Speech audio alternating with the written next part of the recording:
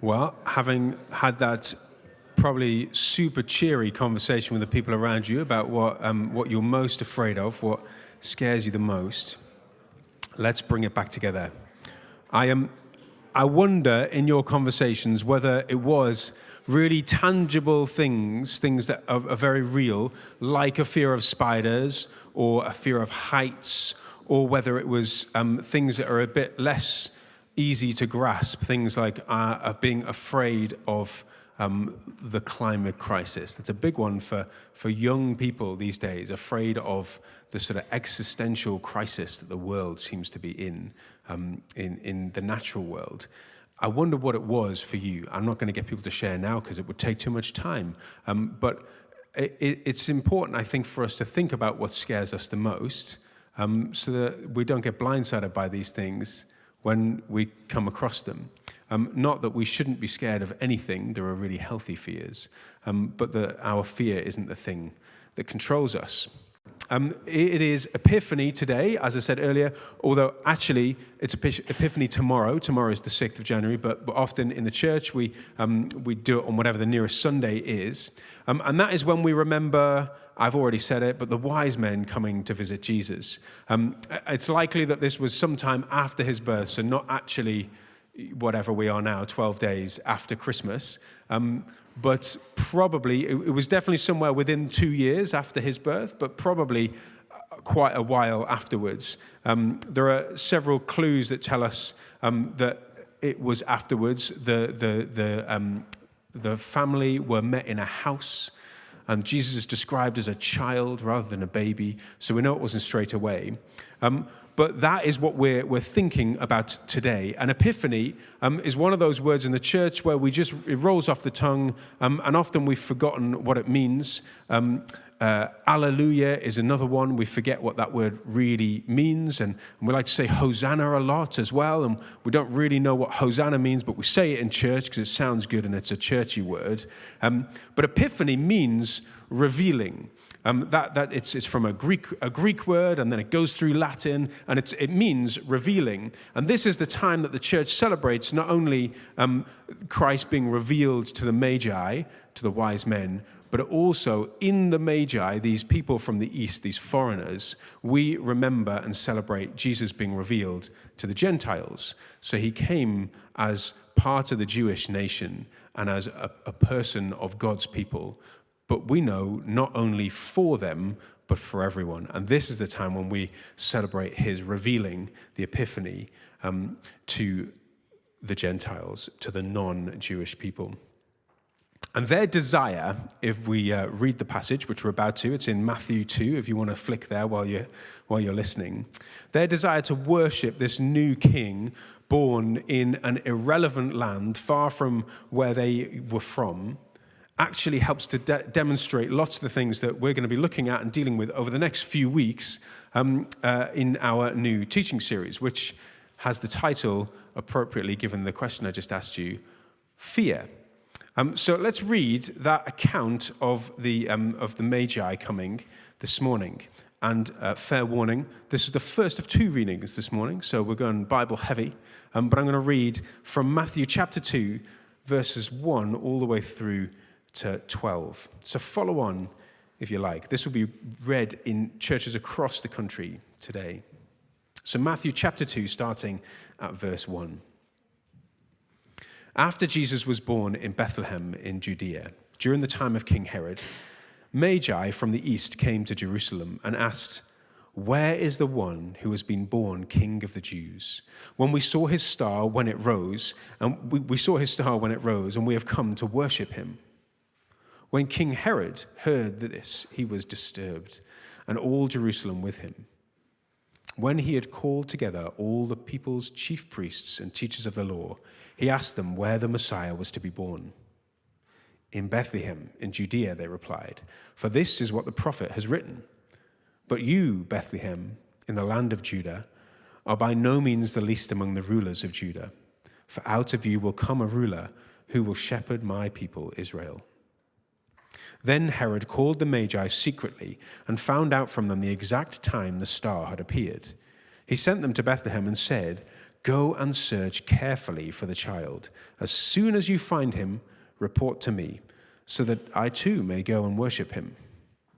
After they had heard the king, they went on their way, and the star they had seen when it rose, went ahead of them until it stopped over the place where the child was. When they saw the star, they were overjoyed. On coming to the house, they saw the child with his mother Mary. They bowed down and worshipped him. And they opened their treasures and presented him with gifts of gold, frankincense, and myrrh. And having been warned in a dream not to go back to Herod, they returned to their country by another route. This is the word of the Lord. Thanks be to God. Well, I'm not going to spend ages unpacking this passage, partly because I expect you'll have probably heard that several times before if you've been in church much at all. And it does happen at this time of year every year. But a few things. Notice those things that I mentioned about a house and a child and how this was time after Jesus had been born. But notice also that Herod asks the Magi the exact time the star had appeared, even before he says, "so that I too may go and worship him." He's decided that he's making a plan of how he's going to get rid of Jesus. He asks when the star first appeared so that he has a time frame for the boys that he wants to kill, because we find later that Herod sets out to kill all the boys under a particular age in order to make sure that he eradicates Jesus, this newborn king of the Jews. There's so much going on here, but we see how the Magi were driven by what we might call the fear of the Lord. Even though they didn't know God the way the Jews knew God, because they weren't part of God's people, they were from this far-flung land, they were driven by a fear of the Lord to go and worship Jesus, to put him ahead of what would otherwise be considered a normal and appropriate use of their time and their efforts and their treasures, which they bring with them. We see how Herod succumbs to a fear for his own fame and position in life, rather than seeking to worship Jesus like the wise men do. That's maybe something that we would call the fear of man. It's quite a common phrase in the church, but this idea of being afraid of the world and of people, and of taking what the world and people say to us more strongly than what God says to us. And then we also see how in a dream the Magi are warned not to give in to the threat of Herod, not to live in fear of him and to follow his whims, but to stay focused on the goal that they had set out with, to go and worship this new king. And that fits relatively neatly into the new teaching series that we're about to set out on today.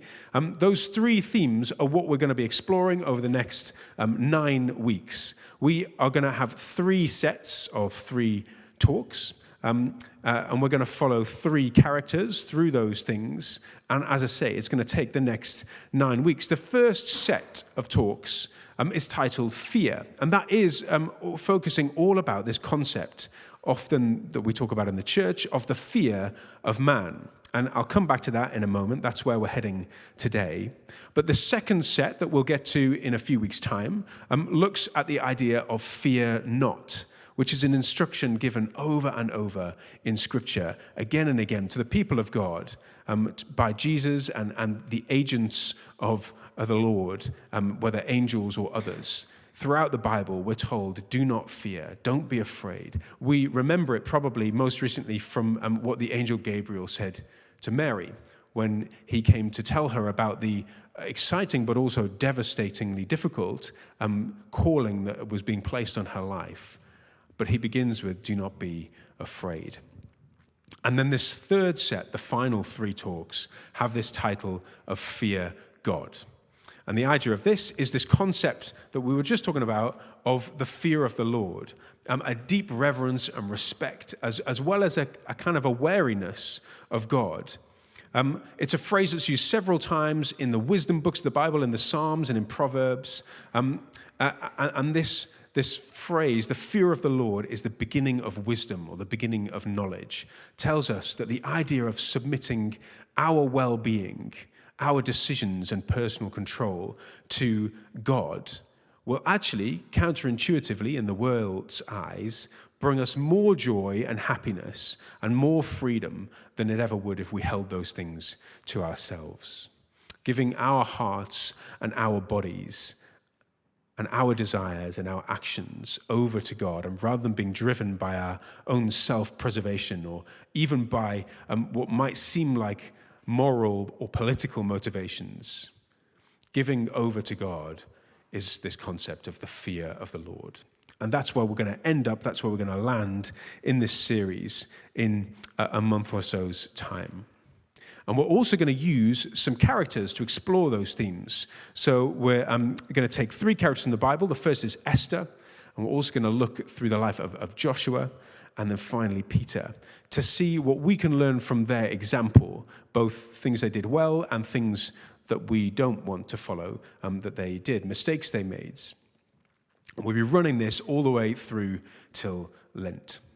So we're going to begin today with a bit of a story from Esther. And I want to take a couple of minutes now to think about what the fear of man might actually be. I remember coming across this phrase in church when I was a kid. People say, oh, it's the fear of man. Fear of man. And that was used to describe anything where you basically weren't doing what people thought you were supposed to be doing. They'd say, fear of man. It's the fear of man. Don't be taken in by the fear of man. And I never really knew what that meant because I didn't feel afraid of anybody. But there's more to it than just being afraid. As we traditionally understand it, this is quite similar to what most people think of when they think about fear. Not only just being afraid for your personal safety, like a rational fear of heights, for example, but more than that, it's about being controlled by the opinions and the words of other people and the possible consequences of those things, instead of by the opinions and the words of God. The phrase actually comes from only one single verse in the Bible. So from Proverbs 29, verse 25, it says, the fear of man will prove to be a snare, but whoever trusts in the Lord is kept safe. But the concept of a fear of man is rife throughout the Bible, even though that phrase is only mentioned in Proverbs. Right from the beginning, in the Garden of Eden, if you think about trusting the words and suggestions and the opinions of the snake or of your fellow human over what God has told you to do, it's the fear of man. It's choosing to go with what people say rather than what God says. And then again, during the Exodus, this time after the Israelites have been freed from Egypt and they're wandering around in the wilderness, the people of God are called by God to take possession of the land that's been promised to them. But they don't because of a fear of the people there. When the spies return from reconning the land, in Deuteronomy 1, Moses recalls that the people's response was to say, our brothers, the spies, have made our hearts melt in fear. They say, the people are taller than we are. We even saw giants there. And this suddenly made the people of God forget the word of God and instead be overcome by the fear of man.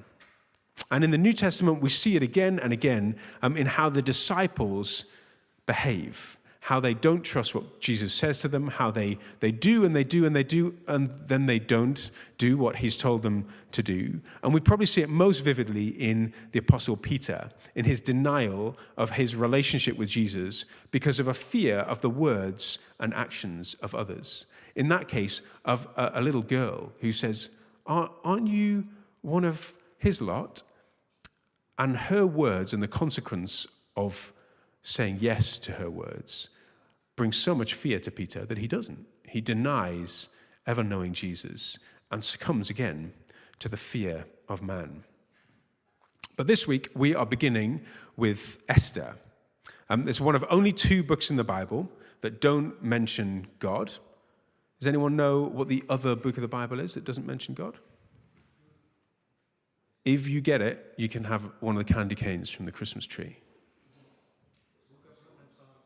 Yes, Song of Songs. You're both right, but I think you pipped Nazim in the end. So the Song of Songs also doesn't mention explicitly God. It doesn't make them not kind of legit books of the Bible, because even though God is not mentioned explicitly, his work and his agency is so apparent throughout the story of Esther that we can be really confident that this is a story about the people of God. And the Jews are clearly identified in it. We know that God is inferred and acting through the story, even though he's not overtly mentioned. So let me give you a quick introduction to, it's very introductory, this talk this morning, but a quick introduction to Esther, to the story of Esther and what that's about. And forgive me if you know it well, I will miss bits out because we're not studying the whole book of Esther. I want to drill down into a specific incident that happens in chapter 4. And those of you who have got your eye on the clock, you won't have it on there because that one broke this morning. But I do have time in hand, and we're going to really touch quite lightly on Esther this morning and spend more time in the middle of the week on Wednesday, if you're able to make it here in the evening, digging into the consequences of the story that we'll read in Esther and what we're going to apply that to our lives. But the story of Esther takes place in ancient Persia. It's in the city of Susa, which is in modern-day Iran, so the sort of the west of Iran today, and the city is today called Shush. Esther is a young Jewish woman, and she becomes the queen after King Xerxes, who is the king, removes his first wife, Vashti, because she refused the king's demand that she be paraded in front of him and his friends at a drunken party, which I think is fair enough, really. And there's a whole sermon that we could give on the courage of Queen Vashti, who is literally just one line in a verse in the Bible, but what we could learn from Queen Vashti and how her choice impacts the people of God. Because as she's removed, she makes a place and makes way for Esther. So she becomes queen after Queen Vashti has been removed. And Mordecai, hold on to your hats, there's a lot of names coming. Mordecai, who is Esther's cousin and sometime mentor, discovers a plot against the king and tells Esther about the plot, who in turn tells King Xerxes, citing Mordecai as the one who'd uncovered this plot. And Xerxes foils the plot, and it's all good. Meanwhile, a guy called Haman, I always like to call him Haman, but I'm pretty sure it's Haman, who's a high-ranking official, grows furious when Mordecai, who's now a member of the judiciary, the sort of the legal system in the city, refuses to bow down to him. So Haman, this high-ranking officer, wants everyone to bow down to him, but Haman refuses, citing his Jewish faith. Enraged, Haman devises a plan to exterminate not just Mordecai, but all the Jews in the entire empire.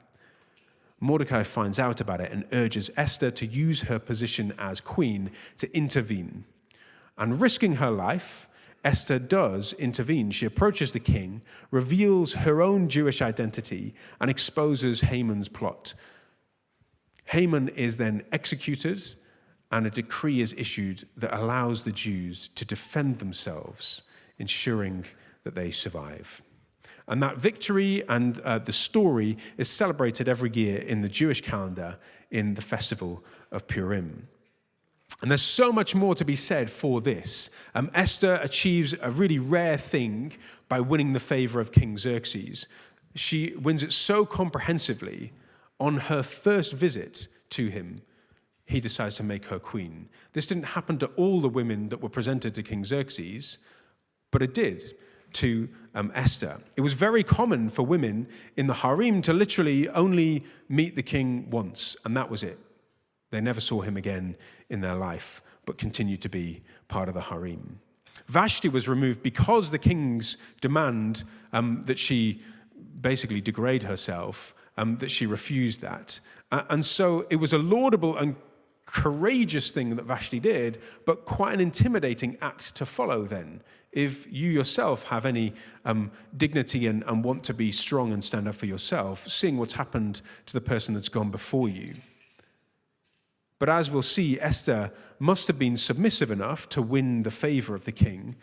But as we go to later in the story, we find that she is far from a pushover. She does it through a combination of her beauty and her wit and personality. And though it's not mentioned explicitly, surely also the work of God and the agency of God through her. Today, we're going to join the story at the point where Mordecai has uncovered Haman's plot to exterminate all the Jews. Mordecai knows that there is no stopping the edict through normal channels, and so the only way to do it is a direct intervention from the king. And the only way to make that happen is for someone close to him to talk to him. And the person that's closest to the king is Queen Esther. And so Mordecai approaches his cousin and asks her to act for her people and intervene. So if you can turn in your Bibles to the book of Esther, it's on page 485 today, chapter 4. I'm going to read a few verses starting at verse 9. So Esther, chapter 4, verse 9. Hathach went back and reported to Esther what Mordecai had said. And then she instructed him to say to Mordecai, all the king's officials and the people of the royal provinces know that for any man or woman who approaches the king in the inner court without being summoned, the king has but one law, that they be put to death unless the king extends the gold scepter to them and spares their lives. But 30 days have passed since I was last called to go to the king. When Esther's words were reported to Mordecai, he sent back this answer. Do not think that because you are in the king's house, you are alone of all the Jews. You alone of all the Jews will escape. For if you remain silent at this time, relief and deliverance for the Jews will arise from another place, but you and your father's family will perish. And who knows, but that you have come to your royal position for such a time as this. This also is the word of the Lord. Thanks be to God. So Esther initially is hesitant to approach the king. There's this deal where basically King Xerxes doesn't like being bothered, so much so that if you bother him without an appointment, you die. I think it's a very effective deterrent to interrupting someone's time. But so effective that Esther, though she had won him over so completely, is genuinely unsure as to whether she would survive if she didn't have an appointment. Xerxes was well known for being quite impulsive and just deciding things. And so who knows if he was in a bad mood that day, whether he would just decide that she was gone. It's a very rational fear when the reality of death is very much in front of you and it very well might happen. It's a rational fear to be afraid in this situation. And I'm not suggesting that Esther shouldn't have had some kind of pause for thought at this moment. But this is an example of the fear of man. She knows what God has called her to do because of the conversation that she's been having with Mordecai, because of how Mordecai has been communicating with her since before she became queen as her kind of mentor and cousin. And yet, even though God has come through, we read that she fasts later on in this passage, in verse 16. Esther says, Go gather together all the Jews who are in Susa and fast for me. Don't eat or drink for 3 days, day or night. And I and my attendants will fast as you do. And when this is done, I'll go to the king, even though it is against the law. And if I perish, I perish. She's clearly a woman who fasts, and we can infer praise, who includes God in her story, who asks God to be with her. And surely she must have done this as well when she was going through the queen selection process. She had to spend years being beautified before she was presented to the king. And so for her to forget or allow God's purpose for her life to be diminished by her own need for self-preservation is a clear example of succumbing to the fear of man. But probably not one as extreme as one far more extreme than something that most of us, will face. But I wonder if you have had a similar experience where you're clear on what God has called you to do or what your purpose is, but something about what might happen to you, whether it's your reputation or whether it's the friends and the circles you move in, something like that is at risk. Is that a moment that you, like Queen Esther does, question whether you really were called to that thing, whether you really can follow through? Or do you just plow on regardless, trusting in what God says? Pause for thought is a good thing. And we see in this passage, because of verses 15 to 17, we see that Esther doesn't leave it at, no, this is too difficult, I might die. She trusts in God, and she applies the truth of what God has said to her. And rather than being afraid of suffering, physical suffering, the ultimate physical suffering of death, she plows on trusting in what God has called her to. And it's such a popular line, isn't it? Who knows, but that you have come to your royal position for such a time as this. I can't count the number of times Christians have said, for such a time as this, to me, to encourage me that actually maybe you're in the right place at the right time, even though things seem difficult. So this morning, as we think about the fear of man and addressing worldly fears, why don't we ask the same question as Esther asks, which is, am I worth more in my own personal comfort and safety than what God called me to in the first place? Because if it doesn't have enough value for you to follow through with it, then did it have any value in the first place? I'm going to leave it there because time is marching on. The clock not being there is really throwing me. I keep looking up to check. But I wonder if we can spend some time thinking about that, not just today, but over the next few days. As we come back together on Wednesday, we dig into that a little more. When we meet here in the evening, or if you're not able to make it on the Wednesday evening, you can spend time in your own Bible looking over this verse and considering. I'll put some questions up out through the groups so that we can all be on the same page. A fear for our own physical comfort or well-being, for our own safety over that of others, our own comfort now in spite of an assured and worse situation later, is just a red herring. The fear of man is something that's going to call us away from what God says about us.